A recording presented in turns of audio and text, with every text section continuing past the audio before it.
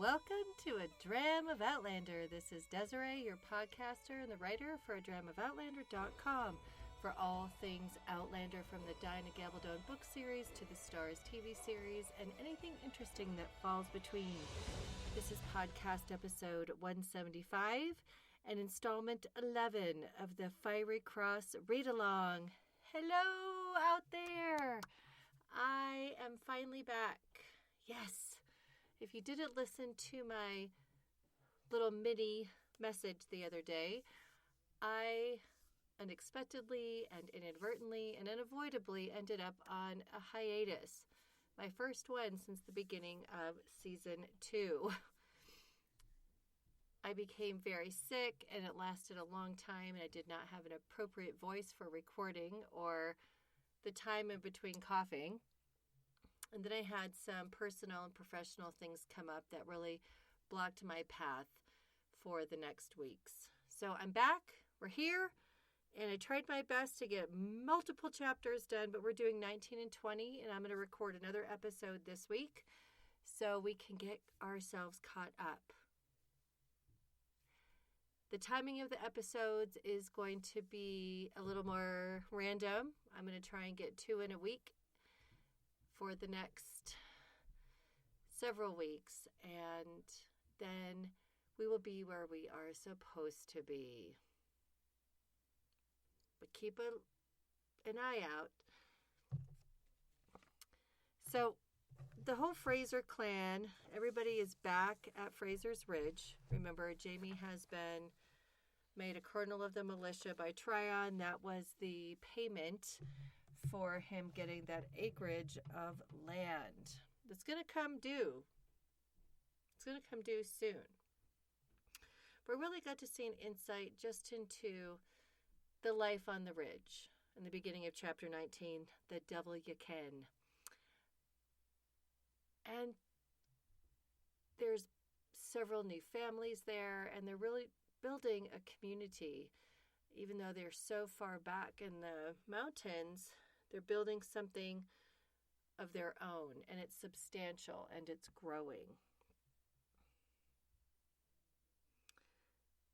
And the summary goes something like this. The activities of the ridge create a picture of the day-to-day. A friend visits bearing news. Brianna and Roger go a-hunting. The dangers of the 18th century run through Brianna's mind. Only one has experience with a gun. A willing student Roger makes, but a great shot he is not. Memories of a dear one surface. Roger makes a confession. They play a game only travelers can play. Lactating breasts need relief. A foul encounter happens on the way home. Brianna was prepared for the 18th purposely. The setting is late fall on the settlement of Fraser's Ridge, North Carolina. Okay, so now that the gathering is well behind us, we have a new cat. We're adding to the menagerie of animals. And we get to meet one more today. The active characters that we have are Jamie, Claire, Hermon Husband, Brianna, and Roger. So it's a very short list of people that we have to pay attention to in this 2 chapters. So what were the main events that happened? So the main thing that happened in chapter 19, The Devil You Can, is Hermon Husband visits the ridge seeking to sell a horse and carrying a letter. He's being heavily fined by the government and must sell whatever he can to pay or in order to leave with his family. The letter he brings is in service of the Regulators to meet friends versus foes. Jamie and he discuss friendship and duty. We're going to get into this discussion a little bit deeper. It's this whole chapter, and it's really the 2 of them breaking bread and talking about what is going on. Now, we know that Jamie is definitely a sympathizer of the Regulators. Now, the Regulators were not supposed to be at all violent. They were simply supposed to be an assemblage of people who wanted their concerns heard. They wanted their complaints heard. They believed there was corruption and taxation was too high, etc., right? And they're planning on peaceably assembling in a large group. And this is where that letter comes in. But first, when we look at how Hermon Husband arrives at the ridge that day, it's really fascinating because they're in the middle of nowhere. Like, there is no place on the way to or from Fraser's Ridge. You have to purposely want to go there. So he comes on his horse and he asks if Jamie wants to buy his horse. Jamie's like, I don't have any cash. I have like 2 shillings to rub together. And then Herman goes on to explain that he's being heavily fined, and if he doesn't make the payments, his land will be seized and he's going to have to leave the colony and find a new place for his family. So either way, he has to raise funds, and he's been selling stuff as he's been traveling for 10 days. He's trying to raise funds to either pay the government off or for his family to be able to flee. So during this discussion, he pulls this letter out of his bag. Now, the letter has the governor's seal on it. And Jamie reads it, breaks the seal and reads it. And what's so interesting about this is the fact that Hermon Husband did not have to give Jamie this letter. He could have kept it to himself because in the letter, Governor Tryon is calling upon Jamie to go to a certain place, Salisbury, where the Regulators are supposed to be assembling en masse on a specific day.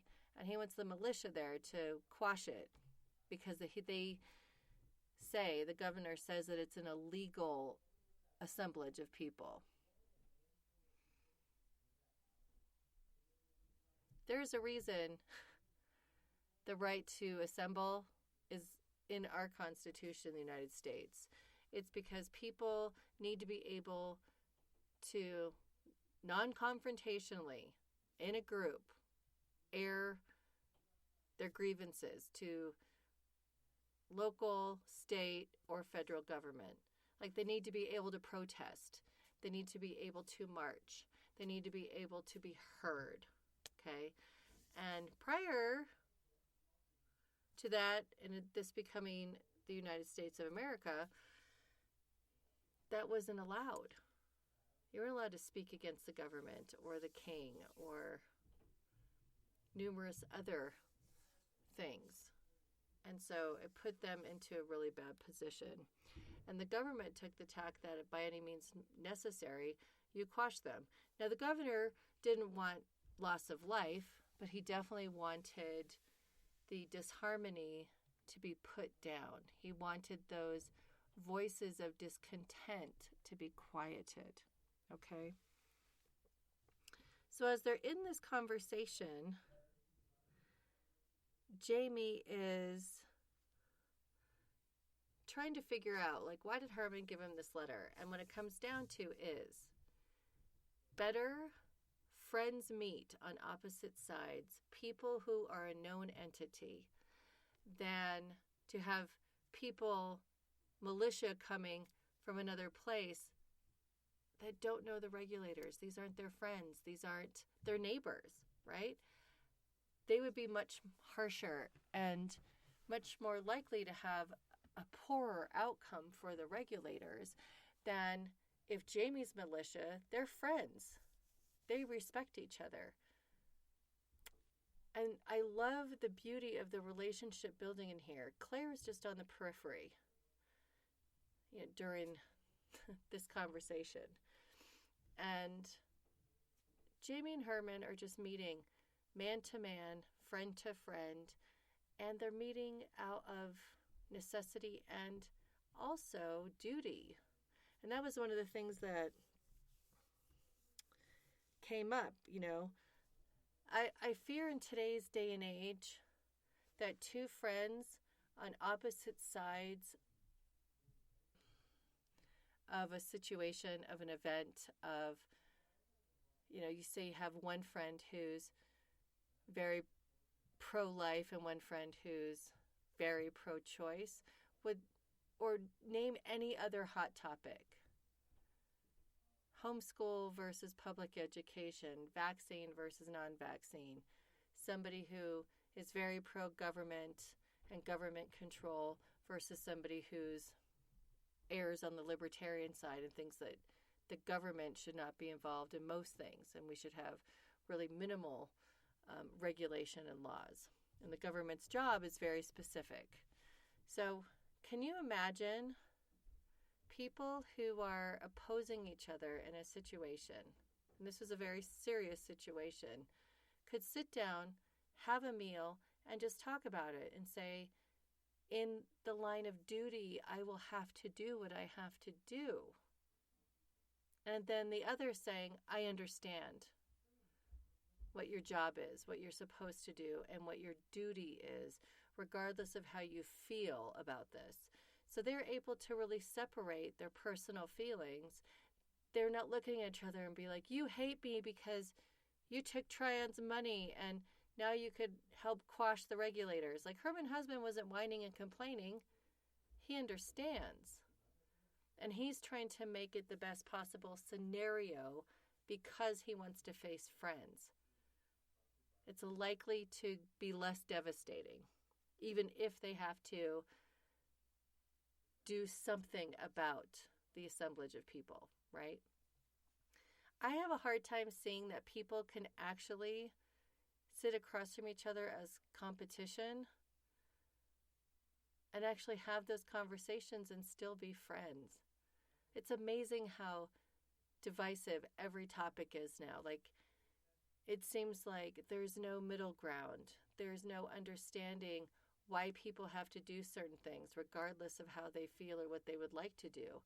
That there's a sense of duty and honor and following through with an agreement and doing the job that you've said you do, even though now you know all these people and they're your friends and you understand why they're doing what they're doing. I have a hard time thinking that people who are totally at crossroads in our today's culture could have this kind of meaningful and beautiful and honest conversation that they're having. I mean, at the end of the conversation, Jamie tells Herman to bring his family to the ridge because they'll be safe during the confrontation. So Jamie is really brilliant at skirting the gray. He's brilliant at staying in the lane he's supposed to be in and understanding the different layers. He's an awesome politico. Like, he gets it. He knows how to do that, even though it's not really what he thinks he wants to do. He's brilliant at it. And he's brilliant at creating relationship and trust, upholding what he needs to uphold, and yet extending grace and mercy and safety when they will be opposing each other at Salisbury. I love that. I mean, how Diana crafts this and shows us what friendship is. We don't always have to agree. We don't always have to be on the same side. Everything is not an indictment against you because somebody doesn't agree with what you are, what you're doing. It's not hate. Sometimes it simply comes down to duty and doing what you have to do for your family, even if it means you're not going to be on the same side as people that you care about sometimes. And Jamie is amazing at doing this. Claire isn't so great. I mean, she gets better as the more she's around Jamie. And we saw that at the gathering where she sat down and centered herself and was like, I'm here to heal what's in front of me. I'm here to help what I see and what I can do. I can't fix everything for everybody. Like, that tenacity of hers doesn't go away. But now that she's more mature, she really is keen to understand. She can't fix everything. She can't fix what ails the century that she's in. I mean, the last book, when she was so struck by the horrors of slavery, and I can't own slaves, and Jamie's like, well, me either, I've been a slave. But she was so much, even in how she handled that, it was very different in the show. It was much more Claire being a bull in a china shop and slavery is bad, and she was there for 5 minutes and not integrated into the community, and Jocasta had a right to be really mad at her, right? But in the books, they were there for weeks, and it was much subtler. Like, she had to go and see if she could treat this slave, but when she realized every road led to this man's death, what she could do is give him a more dignified death. He wouldn't be brutalized and torn apart. He wouldn't be made a spectacle. So regardless of right or wrong, of what happened, she focused on the important part of it. She wasn't trying to grandstand about the ills of slavery. We got to see it in Diana's writing. We had to see so much of that and what they went through in the West Indies, right? And we got to see her rashness when they ended up with, Temeraire, the one-armed slave. And then we got to see her grow into who she was at Jocasta's plantation in the next book, where she just sat there and went, okay, this is the reality. And she can't change it just by being brash. So she gave the man a dignified death. I love seeing that growth of Claire. I hope we see that in the TV show. Because by this point in the books, Claire is so much more savvy. She's so less brash. She's so much more sensitive to what's going on around her in the current time. And she's kind of finding her groove on how to do the things that she is compelled to do. But she's not like just creating havoc everywhere she goes like she did in the earlier books, right? With her 20th century morals and social attitudes. And so I'm going to heal or treat what's right in front of me. And maybe just for today, this is enough. But she can't fix it all. And she's stopped trying to be a savior. I love that. And I think Jamie's really kind of, that's wearing off of him onto her, because she sees him manage these situations. Because for the time, he's very progressive. His wife is the substantial person. She does all these amazing things, and a lot of men wouldn't handle that. She's as strong as he is. She's, as tough as he is. She's got that moral center as much as he does. And they're a really good balance for each other. And they help each other grow in ways that they are just desperately lacking when they're apart. And so now we're kind of seeing that cohesion, right? And to see Jamie do this with Hermon Husband, to me, it's brilliant. I hope that I can be not only that savvy and thoughtful, but that I could be that generous of spirit, that I could really look at the whole picture and see all the pieces and say, this is what I can do for you, my friend, even though I'm obligated in opposition of you, and not be personally affronted by it. I would love to see this kind of discourse, but unfortunately, social media is not the place for this kind of discourse. It is not the place for true community where you can see into people and let them see into you and have that vulnerability and that intimacy of relationship. Now, I've built some fantastic, true friendships, relationships through social media over the years. But for the thousands and thousands of people I've come across, it's like 2 hands full. And these are people whose phone numbers are in my phone, and I know them. I've met up with many of them. And they're trustworthy people. I mean, heck, one of them a couple of them actually became some of my dearest friends. It's a shout out to Gina and Colleen. And a very long-time friend of mine I met through social media, who happens to be a birth advocate, and she's a pretty holistic OBGYN. My friend Poppy. We've been friends for, 10 years now. We met on Twitter. And it's a deep, functional relationship, even though we live in different states. And it can happen, but we can't create in a sweeping way those relationships. They require nurturing, in-person contact, trust, and you have to grow with each other through time and share that vulnerability. And a lot of social media is smoke and mirrors and people ranting and raving. And there's this belief now that if you don't think exactly like I do, then you hate me. I don't know where that crap came from. I don't know. But this conversation would look very different in 2019.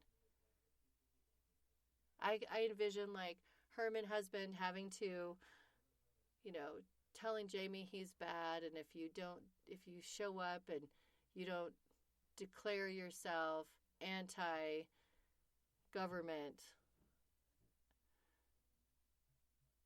then we can't be friends anymore. And now it's a blood feud, or that kind of thing. I'm going to eviscerate you. I'm going to kill your reputation. You're not going to be trusted anymore. Like, I see it going way different. And definitely Jamie would not be inviting Herman Husband's family to the ridge for safety. So anyway, I just love how this is crafted. And so we kind of get a slower build of the Regulators in the books. Like, they grabbed that stuff out of this book and threw it in to last season of Outlander, and it's unfolding in a very different way. So instead of having Herman Husband, we have Murtaugh. I know I'm breaking my rule about talking about the show, but for those of us, or those of you who haven't read this before, it's going to be very surprising as you come across how some of the details are so different. When you go back and watch the show, you're going to be like, okay. Now, I don't mind that they started the Regulator stuff, but I think it was just too heavy-handed. Like, it's woven into the story in the books in a way that you have time that separates it, and there's a build up to what's happening, and it becomes a central plot point. But that's also, there's some foreshadowing and some other things happening. But there's just isn't time in the show to build those relationships. So they had to build on a standing relationship, and with a character who had spent lots of years apart from Jamie. So there you have it. And that's pretty much the crux of this chapter. And that's really what the whole of it is about.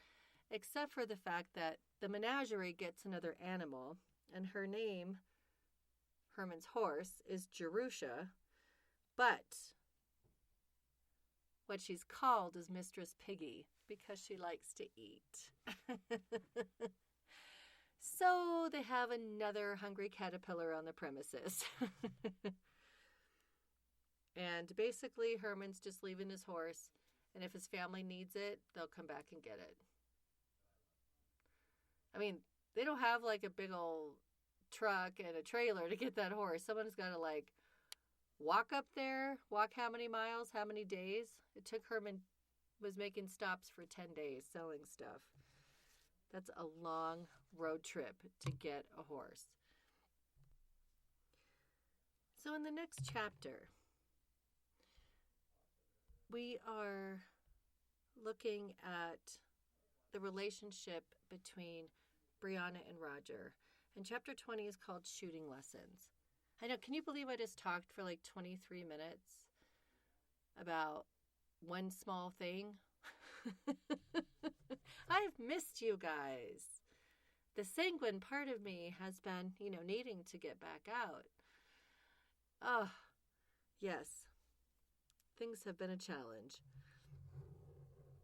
So, Brianna and Roger go into the wilderness for shooting lessons. Roger's shooting lessons.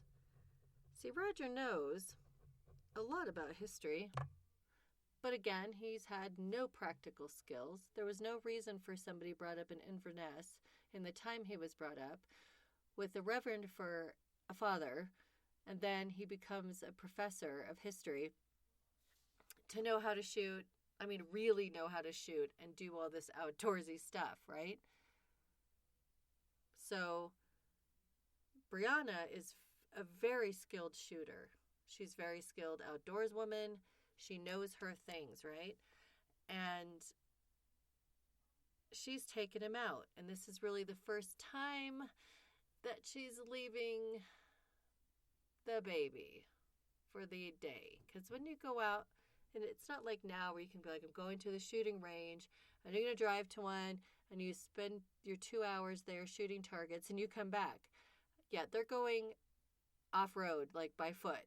So, and Roger's never shot a gun. He's held one. He knows how they work, and he understands how they function. But it's more than just about going shooting. This is about spending time alone. And when it was suggested, Claire was like, you need some alone time without the baby. The baby's old enough now to have regular food and that kind of thing, even though he's still a nursling. And so they take this time in this beautiful, warm, late autumn day, and they go into the wilderness, and they need to get far enough away from the houses, the big house, to where they can't hear the baby. Because Brianna is feeling terrible maternal guilt. I don't want to leave the baby, but I really want to leave the baby. I need some alone time. I don't want to leave the baby. A lot of us feel that way. I will tell you, I don't know one working mom who works outside of the home or works inside of the home but has to have someone come in and sit the baby so she can work, that wants to leave their baby to do it. I love work. I always have. I started babysitting when I was 10 years old, and basically I've worked ever since. And I'm 52. I've worked for a really long time.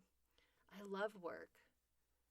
And I was thankful and grateful to be able to spend several years as a stay-at-home mom. But when I was a stay-at-home mom, I ran things like groups and clubs in person. I worked for a prior boss and did a bunch of work for her on the side from home. So I still worked, but it just looked a lot different. And until my youngest was 2, I was at home. And then I started doing birth-related work. And so I didn't work that much in the beginning because he was little still. Until my oldest was 13, I worked very part-time.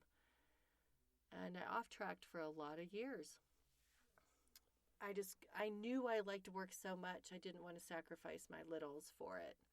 And I was grateful, given my husband's job, that though we were not rich by any means, we had enough, and it was possible. And then whatever I could supplement, I did.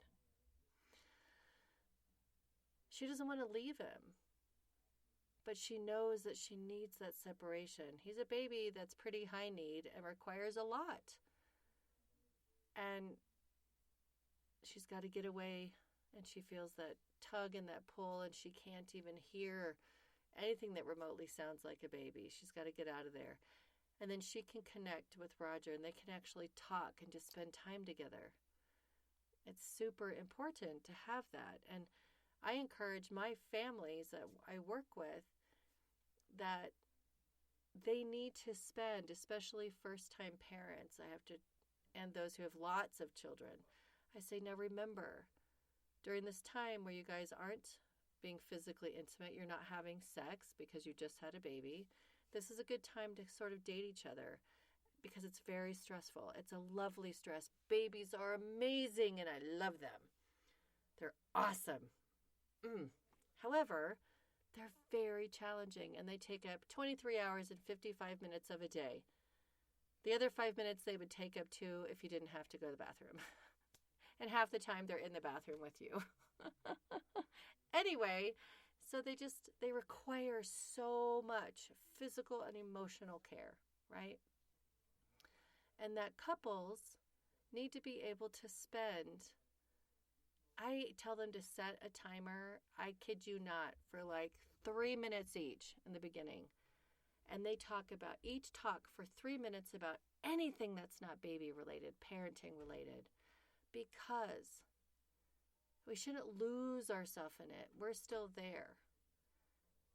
And all the little tiny things that we come across during a day, the things we hear, the things we read, what makes us laugh, what makes us sad, those little epiphanies that we have along the way, those tiny details, if they get lost, it doesn't take very much time for you to have no idea who your partner is. And they have no idea who you are. Because those little tiny things are what turn us into who we become in a month, in 6 months, in a year. And guess what? For a lot of people, they don't even feel like they can breathe hardly for the first 3 months after a baby's born. I'm not saying leave your kid at home and go on a date when they're tiny. Babies are portable.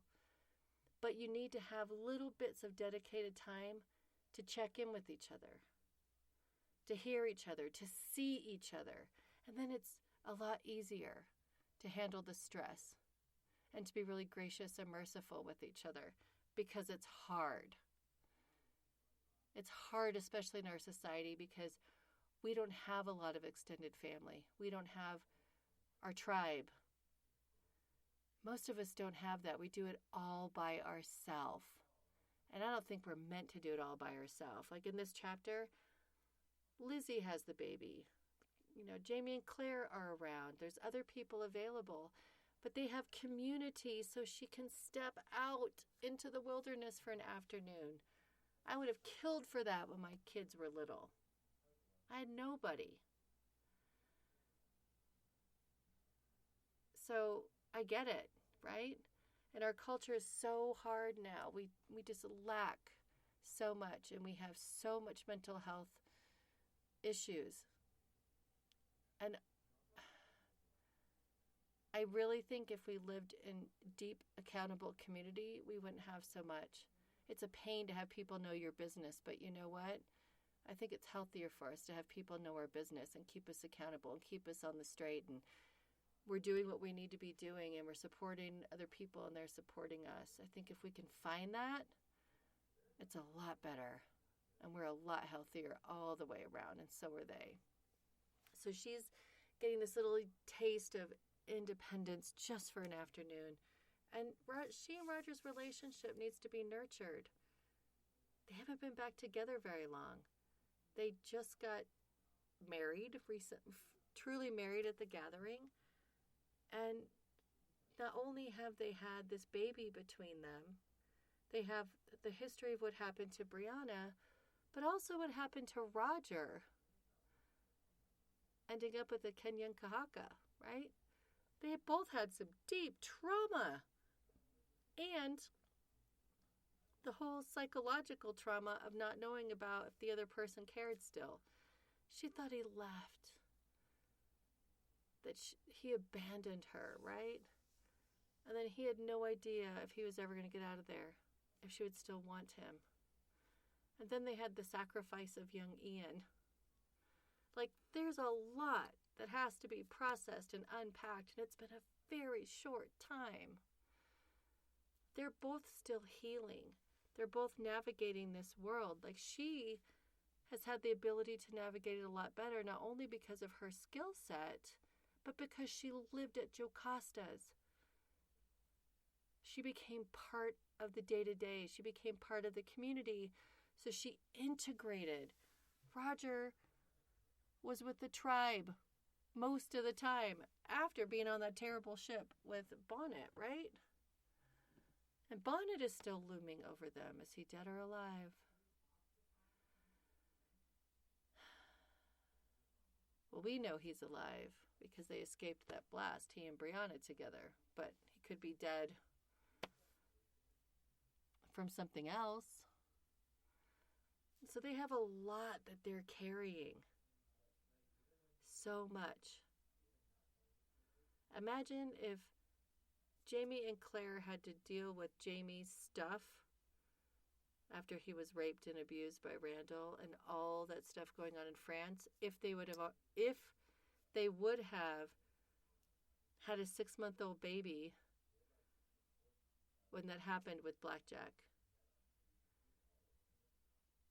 And they had to deal with having another person to care for, complicating this situation.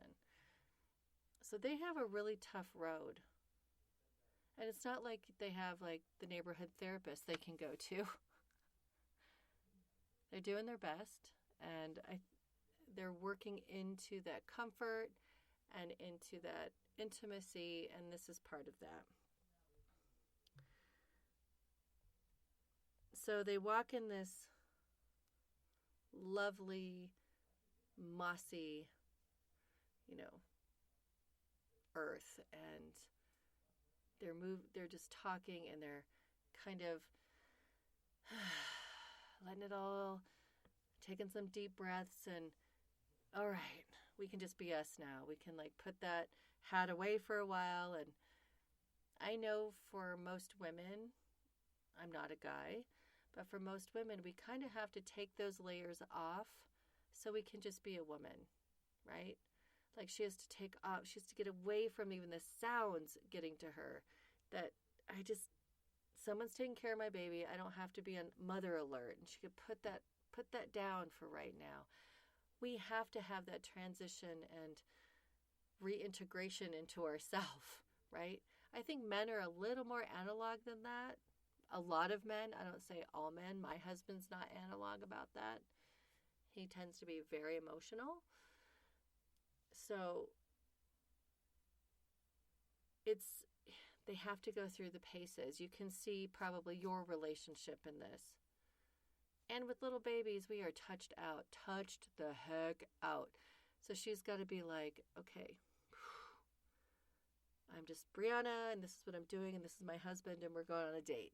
We're going on a date for shooting lessons. So it starts out like, they already kiss, and it's getting moody, and then she hears sounds from the houses that totally breaks that spell. So they move deeper into where they're going. And they really end up during this conversation because she wants to go barefoot. And actually, I will say there are studies that talk about the importance of actually being barefoot in nature. I know for a lot of us in this 21st century, we're like, oh my God, but then I could cut my foot. Something could bite me. I mean, we do think that, right? And that's exactly what Roger was thinking. Should we be barefoot out here? So he's thinking along the lines of us. But we really need to connect to the earth. We are holistic beings. The earth has evolved with us. We are part of each other, and we do need to connect, and we need to be one in nature. Nature is medicine, not ingesting it, just being in it and being in the sunshine or being in the snow, being outside and being unplugged with nature is really, really valuable. I mean, I cannot imagine what New York City would be like if Central Park wasn't there. It would be an absolute nightmare without that giant green space. I know everybody doesn't have access to it, and I think, what do you do if you're in an area where it's only concrete? People plant rooftop gardens.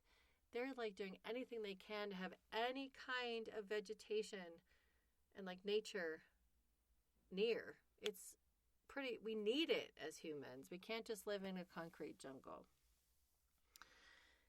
So we start on this path of them talking about vaccinations and Roger being worried about injury, etc. And they start talking about what they had before they left. And it's interesting how it affects the two of them differently. Because Roger even got a dengue fever vaccination, which is really funny because they don't need it there. But they may have, if, like, say, Brianna went to the West Indies to go through the stones before Roger came back, because that's where Claire knew the cave, Abandawe, that Brianna could travel. And so there are diseases that are passed just from the slave ships coming in from Africa. So it's possible, right? So Roger ends up stepping on something, and it kind of, now we see from the external conversation, we see an internal conversation. This is the mother and her. What about Jimmy? Can I keep him safe? He walks around barefoot everywhere. What if he gets hurt? What if it festers? Because everything can kill you. People could die from a wound that we would consider very simple or not a problem. We have running water and soap. We can clean wounds. We have antibiotics if we need them, but we have other things and the ability to keep wounds clean in a way that they didn't then. It was really easy to get an infection and die. And so she's having all these inner things going on. Even thinking about Jamie injuring himself and Claire tending to it. She's like, well, he'll be okay because my mom is there. But she worries. And then she turns her thoughts to what happens if Roger gets injured and dies. And she wants him to be careful. So she's having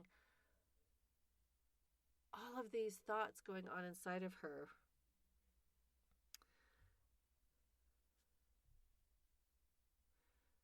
And then we kind of pause on that, right? We pause there. And she starts showing him, giving him a lesson about how to hold the gun, what to do, etc. And Roger's kind of enjoying watching her because she's masterful and she's very commanding. I mean, like, book Brianna is 6'1", and she's not real graceful. She's kind of big and lumbering, and she's a striking Viking, right? And he's looking at her with her hair pulled back and the clothes she's wearing, and it's very interesting. I love where he says that it's striking to him how much she resembles her father, Jamie, at this moment, but he never had an arse like that. He was congratulating himself on his choice of instructor. The other part was he didn't want to be embarrassed in front of Jamie. His skill set's already really lacking in the 18th century, so better that Brianna teaches him. And now we get to see Roger's internal voice. And now it's switched to him as she's going through instruction, and the ulterior motive comes out of this is being a date. This is date night. Fraser's Ridge style. And he thinks, he's thinking about her and she's very inviting and thinking about the time spent, and he's like, they have time, I need a shooting lesson. Now he's all getting aroused thinking about her, right? But Roger, unfortunately, is a very bad shot. He has to use round after round after round, and they make their own shells at this point. And Brianna ends up shooting or killing a squirrel. She explains how to kill a squirrel without it being full of buckshot, okay? And she thought that maybe Jamie taught her, but then young Ian comes up in the conversation. And this is something they hadn't talked about since he got back yet.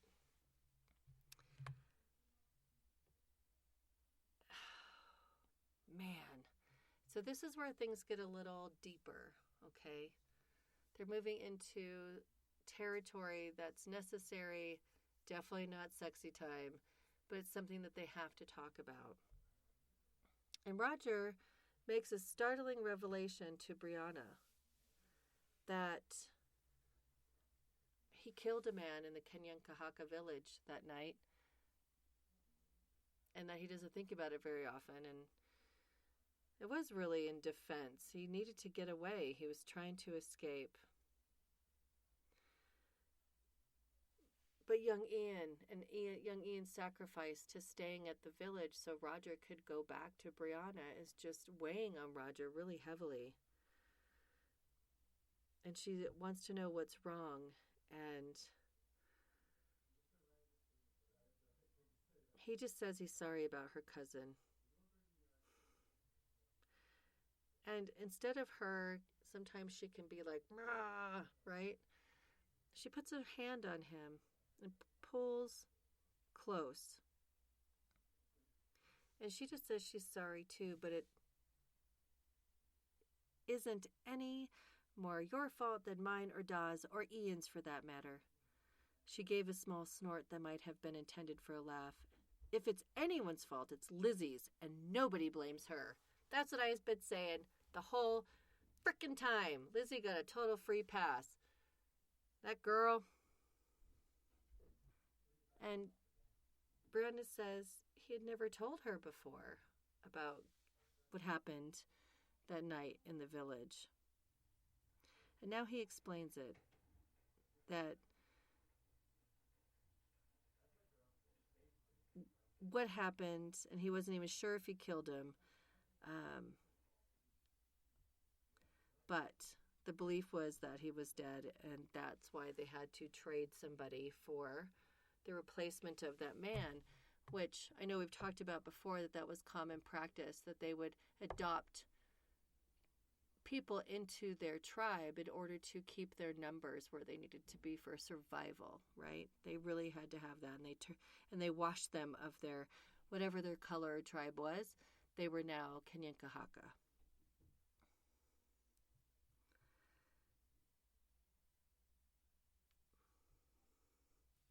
Though Roger knows it was what he had to do, he still feels like he robbed that Kenyankahakan man from his tribe, from his family, from his life, and Roger has his own now.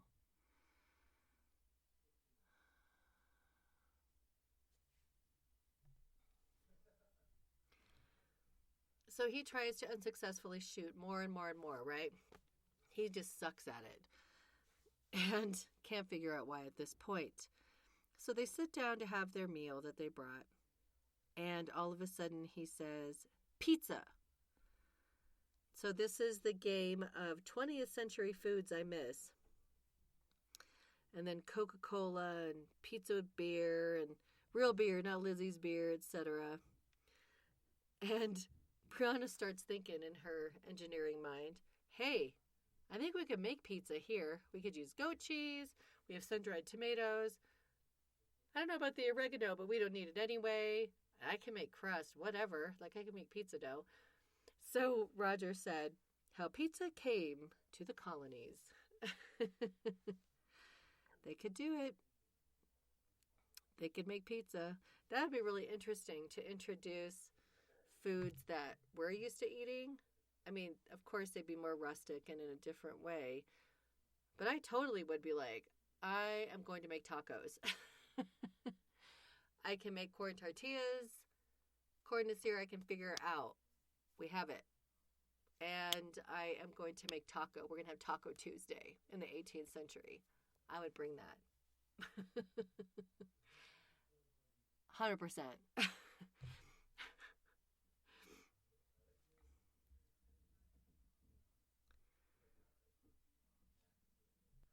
So they've finished their meal, they've had a little laugh, they've played a couple of games, and then Brianna's breasts are in trouble. And in pure Diana Gabaldon form, Roger helps a girl out, right? He helps Brianna out with her overly full breasts, and, they have some sexy time, including breast milk. And if you've listened to the podcast at all, I'll just say that, hey, guys don't know if they're milk guys until their wife has a baby and is breastfeeding. Or I might say anybody or lesbian couple, the non-lactating partner may not know she likes it or not until she gets there. So I like that Diana Gabaldon normalizes lactating breasts into sexual play and into intimacy because it's a reality. And, my first time mamas, I always tell them, like, this is really normal. If neither of you like it, then here's what just wear a nursing bra and pads and bed, whatever. Then your breasts are off limits for a while. But if you do like it, it's fine. And yes, if there's no baby available, a partner is a heck of a lot better at clearing breasts or getting rid of clogged milk ducts than like hand expressing or a pump. So there you go. There's your little breastfeeding lesson. So there's not a lot of description. She just describes her taking her shirt off and that she needs him. And then afterward, they're just like happily lounging on the ground. And there's something interesting that happens after that as she's trying to project herself into his mind. Are you there? Do they have that it connection? And does she get this from Claire and Jamie? Because her mother, they never truly broke that connection 200 years apart. They would dream of each other. I mean, in such reality, right? It's like they would almost travel, project into each other's dreams, that they kept that thread alive. And Brianna's reaching out to Roger, and yes, he reached back. So they have that connection. And it's very comforting. Have you ever done that? Where you're laying in bed or you're apart from each other and you just concentrate as hard as you can. And then your phone rings or your partner reaches for you in bed or something. And there's a response to what you psychically put out there, right? I love that. Or the next day, you call the person if they're not around and you say, hey, I was thinking about you at this time. You came into my head at this time last night. And they're like, yeah, I was thinking about you right then. Or with friends. I have something really interesting happen to me as a midwife. And it's funny, you're probably going to think it's bananas. But when I have created a really deep bond with some of my clients, I will know when they get pregnant again. I know they're pregnant because they'll start popping up in my mind very distinctly. And I'm like, oh. And then usually within 2 weeks to 3 weeks, I get a text message or a phone call saying, hi, peed on a stick this morning. And I just laugh. And half of them know that this happens to me. And they're like, you weren't surprised, were you? Mm-mm. I'm like, I totally knew. It's like, I don't know what it is, but I swear that just like brand new life talks to me. Hey, Des, I'm here.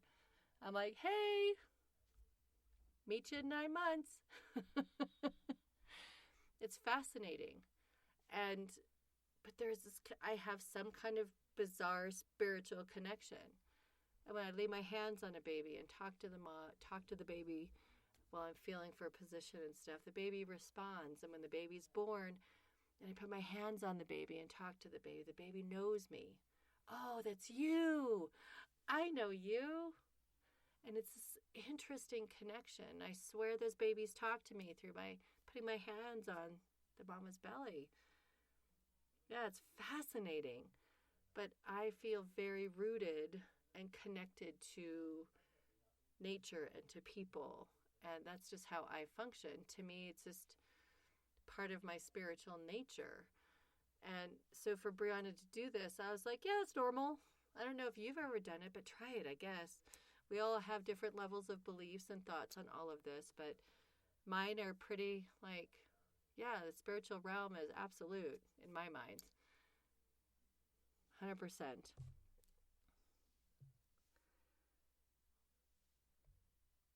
So as we move into the last part of this, and they're heading back, there's just talking, and they're walking, and they've had a good day. It's been a good date day. It's wonderful. And they happen onto this flock of wild turkeys as they're going back. And Roger can't hit anything. These turkeys are freaking out. Brianna ends up getting a turkey. And it was amazing. She had this beautiful shot. She gets the turkey, and they're going to have a nice meal. And Roger says, "Holy God, that wasn't just luck, was it?"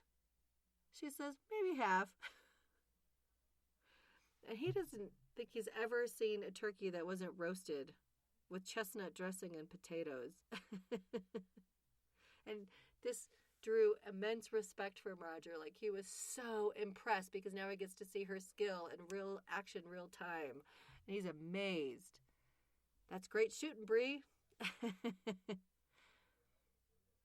And then he's like, "Wait, but you haven't been shooting very long. What, 6 months?" And she's like, "No, more like 6 years. Or really, 10. So now we get that background. This is where Daddy Frank, and this is where I'm like, I get into these parts of the books and we get those small little nuggets on Frank. I just love him more and more and more. And every time I go back and see him, I'm like, even if he didn't tell Claire Jamie was alive, even if he didn't do certain things and there was jealousy, and like Jamie's jealous of Frank, like he wants to go ahead in time and like beat him up. Like, Jamie's made peace with Frank. Claire's made peace with Frank, and whatever that relationship was, whatever it needed to be. And even though he held things back and he was just woefully imperfect, just like Claire, just like Jamie, just like all of them, he's a human and he was hurt. But he has a daughter and he's going to train her. And he was military, but he was a city guy. City man. He took her out into the mountains and taught her survival skills and taught her how to shoot. 10 years? She was a teenager. And he purposely prepared her.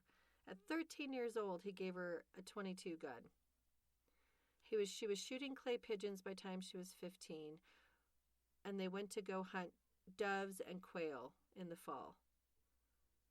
I mean, Frank was not a sportsman. But then they both go like this. Well, that's weird. Like, that's odd. So Frank prepared her unwittingly. And I know Claire was working a lot at the hospital, but she didn't notice Frank teaching Brianna survival skills. Like, Captain Obvious. Why would Frank do that? They lived in the city of Boston. He was a professor. Well, I still think he was doing military stuff, but that's neither here nor there right now. You think Claire would have been like, Frank, why are you teaching her this? Like, she just blindly ignored it. I think she just didn't want to think at all about Jamie as much as possible. She didn't want to bring it up. She was trying to adhere to her bargain, so she shut it all out. And she became oblivious and stupid in this part. I mean, it's just not something people would normally do.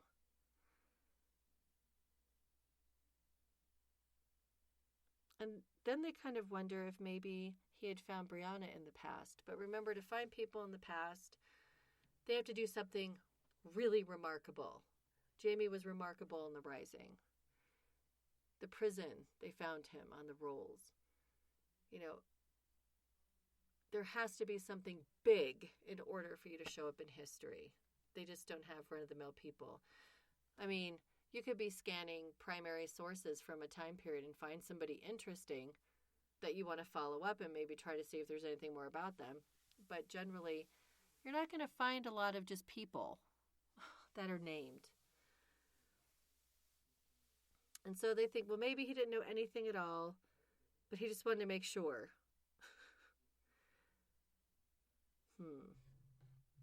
Just so she would be safe. Nah, he knew. Maybe he didn't know how it was going to apply to her, but he wanted her to be prepared in case she could travel and do the same stuff as her mother, right? He loved her. And at that, they just said it's time to go back. And they held each other as they were walking. And this chapter closes so beautifully. Do you think Ian's happy? And Roger just says, I hope so. If he has a wife like mine, then I'm sure he is. So it's great. So the Brianna and Roger chapter had a lot more information in it. And there's so much more depth to it. What Jamie and Herman were doing was necessary, and it kind of gave us that structure and showed us where that storyline was going and the value of friendship and trust and duty and honor, you know. And this is their Roger and Brianna's relationship growing, integrating, and they're now revealing things that need time to be revealed. That's not a conversation you can have in 5 minutes, you know, in between baby nursing and needing a diaper change or whatever, or all the duties and work that they have on the ridge. I'm so glad to be back. So glad. This is great. I've missed you. I've missed these characters. I've missed the ridge. And there's going to be a lot more to come. And so I thank you for your patience and for listening. And please, I would love your feedback. contact@adramavoutlander.com. 719-425-9444 is the voicemail line. Call it, use it. Comments, questions, thoughts. On Facebook, the A Dram of Outlander page and group is active. The group is very active, so come on over there and join. And then I will put a post in there, and you can always comment there. Or on Twitter, Dram of Outlander. So I do want to hear from you. And in about the next 10 chapters, I want any feedback or thoughts. I really, like I said in the little note I put up the other day, I really want to know what you think about season 4 now that there's been time away. If you've watched the DVDs and watched any extended scenes or scenes that were edited out, what do you think about those? I would really like your valuable input on that. And here's to jumping back in and getting into this book and having a great time along the way. And until next time, Slán Java.